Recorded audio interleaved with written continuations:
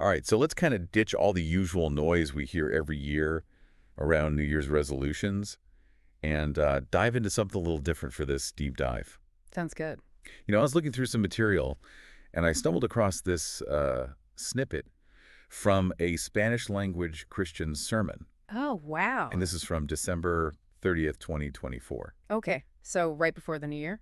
Yeah, just a couple days before. Mm. And I thought it'd be really interesting to see what kind of insights we could glean from, a different culture and spiritual perspective when it comes to this whole idea of New Year's resolutions. Yeah, that's a good point. We can get kind of stuck in our own little bubbles. Right. And so I thought this would be a good way to kind of expand our horizons a bit. For sure. The sermon was given during a Sunday school class, and it was led by a guy named Misael Reyes. Okay. And the pastor, kind of pops in briefly. Uh-huh.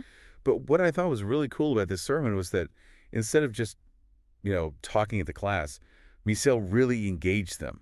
He started by asking everyone to share their New Year's resolutions. Oh, interesting. So what were some of the things that people were talking about? Well, I'm guessing we're not talking about elaborate productivity systems or anything. Right. People shared some pretty, down-to-earth stuff. Okay. Like giving up Coca-Cola. Classic. Yeah, reading the Bible more regularly, Yeah. catching up on missionary books. Yeah. Pretty relatable things, I think. Yeah, for sure. I mean, who hasn't tried to kick a soda habit at some point? Right, exactly. So it's a good reminder that no matter where we come from or what we believe, we kind of all share some of the same aspirations. Yeah, absolutely. But, okay, so this is where the sermon takes kind of a unique twist. Okay, this is what I'm waiting for. Misael does this little activity Oh, I love activities. with a paper airplane. A paper airplane. It totally blew my mind. Okay. He holds up this airplane, Right. and he asks people to try and grab it, Okay. but without actually grabbing it. Whoa, wait. So, how are you supposed to do that? Like, reach for it, exactly, and not actually grab it. So you can just picture everyone awkwardly reaching for this airplane. Yeah, I can see it. Like, what is going on? Right. But it's this brilliant way to highlight the difference between trying and doing. And that's really the core of his message. I see that. The language that we use, even for something as simple as a resolution, Yeah. can actually impact our mindset. Absolutely. And ultimately our success. For sure. Because when you say you're going to try something, Yeah. it kind of implies, You're not really going to do it. yeah, there's a lack of commitment there. Right. You're giving yourself an out before you even begin. Right. Yeah. And so Misael is all about ditching that try mentality Okay. and embracing I will. I will. Yeah. It's about action. It's about shifting from vague intentions to concrete actions. Yeah. I love that. And this whole paper airplane activity Mhm. really sets the stage for his key message, which is focus, focus, focus. Focus, focus, focus. He actually attributes this to what? to Lean Six Sigma training. Woo! Lean Six Sigma. I know, right? In a Sunday school sermon. Yeah, it was a very interesting addition. That's pretty cool. But he explains that, for any project to be successful, Mm-hmm. you need to first define the problem, Okay. define the scope, Right.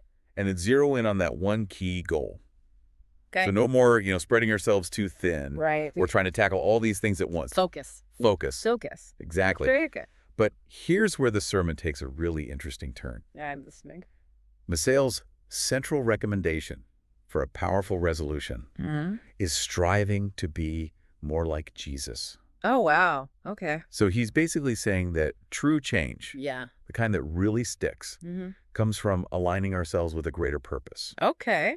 And for him, that purpose is rooted in emulating the life and teachings of Jesus. So it's not just about, achieving superficial goals or checking things off a list. Right. It's about aligning our actions with a deeper set of values I like that. and taking those resolutions to the next level, Yeah. infusing them with a deeper meaning that goes beyond just personal gain. I'm with you. And to make this concept more concrete, he highlights 3 specific areas Mhm. where we can strive to be more like Jesus: Okay. I'm ready? love, Okay. humility and obedience, Hmm. and holiness. Wow. Those are some big ones. They are. We've got our work cut out for us. We do. Those are some pretty big concepts to unpack. Yeah, they are. Even outside of, New Year's resolutions. Right. So I'm interested to see how he breaks those down into, manageable pieces. Yeah, well, he starts with love, Mm-hmm. and he really emphasizes that it's not about liking everyone or agreeing with everything they do. Okay. Okay. It's about choosing to see people through a lens of compassion Mm-hmm.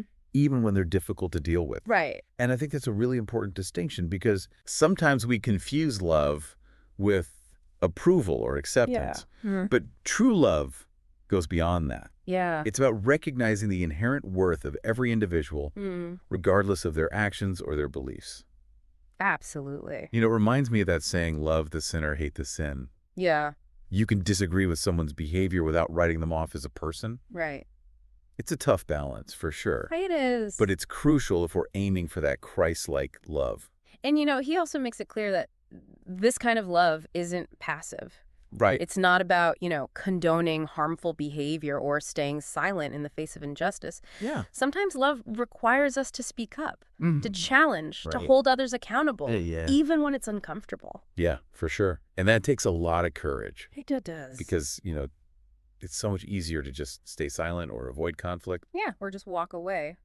But I think that's where true growth happens. I agree. Both personally and spiritually. When we step outside of that comfort zone. Yeah. But, okay, so how does he connect this concept of love to humility and obedience? Yeah. Because, honestly, those can sometimes feel a bit restrictive. Yeah, a little bit. Like, you're supposed to be humble and obedient. Right. Where's the freedom in that? Yeah, where's the fun? Right.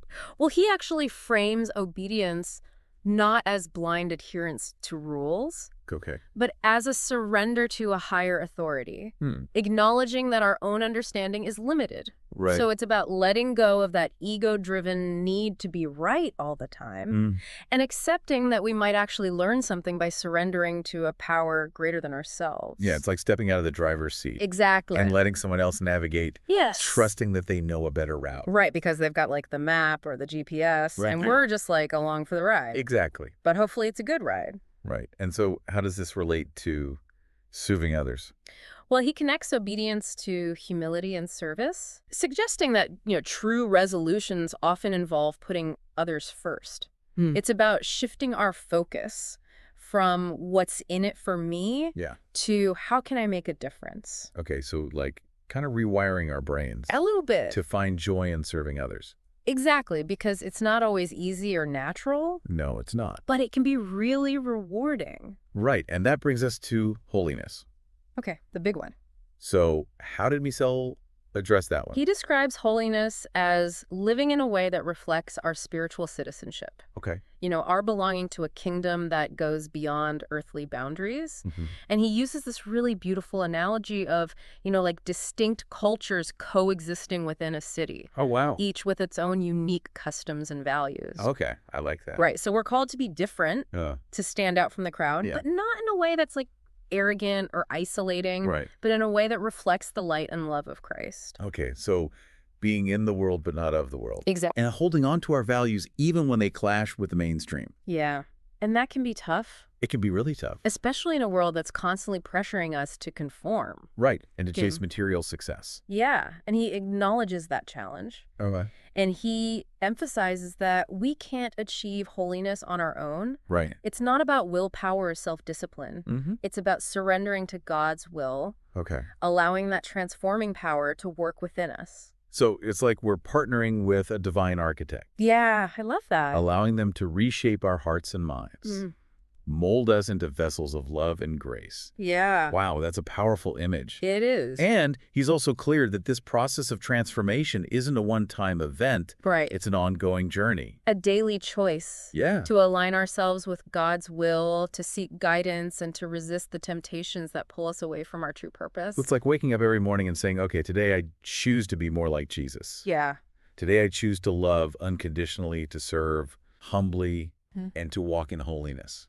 It's a powerful commitment to make. It is. And, it makes me wonder. Yeah. Does this apply to people who don't identify with a specific religion? That's a great question. Like, could those principles still be relevant? I think that speaks to the universal appeal of these concepts. Yeah. While Misael frames them within a Christian context, the core ideas of love, service, humility, and striving for a greater purpose, those resonate with many different spiritual and philosophical traditions. Absolutely. So, even if you don't subscribe to a particular faith, you can still find value and meaning in those principles. Yeah, for sure. It's really about connecting with something larger than ourselves. Right. And allowing that connection to guide our actions. Yeah, it's so easy to get caught up in, the how-to of resolutions. Right. Like the specific steps and strategies and all that. Yeah. But this sermon really brings us back to the why. The deeper purpose behind our goals. Absolutely. Like he's saying, don't just set a goal, connect it to something bigger than yourself. Right, and I think that's a really powerful message. Yes. Because, lasting change doesn't come from simply checking boxes or achieving those external milestones.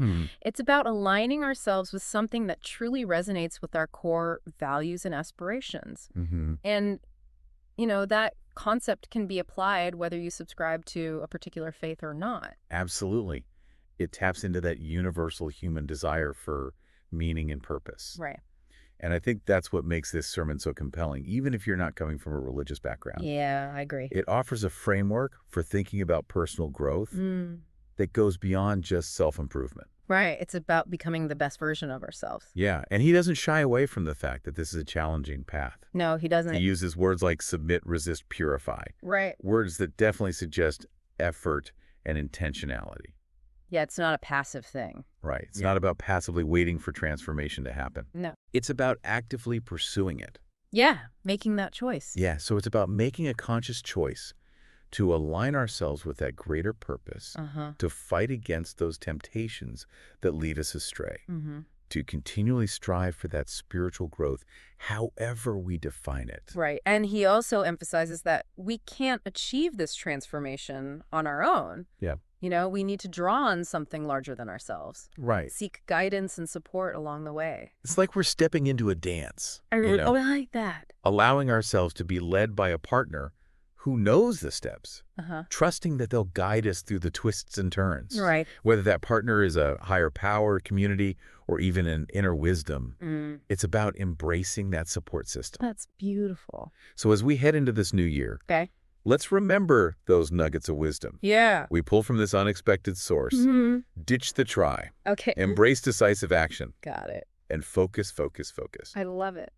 And perhaps most importantly, Yeah. consider aligning your resolutions with that greater purpose. Right. Something that resonates with your values, inspires you to love more deeply, serve more humbly, and walk in a way that reflects that inner light. That's good stuff.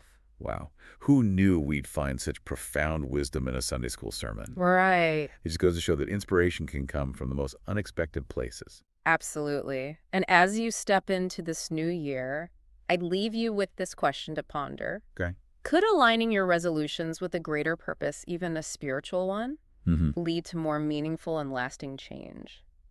That's a great question. What would that look like for you? That is something for all of us to think about as we embark on this journey of growth and transformation. Yeah, it is. Thanks for joining us for this deep dive. Of course. And here's to a new year filled with purpose, meaning, and maybe even a little bit of holiness, however you define it. Cheers to that.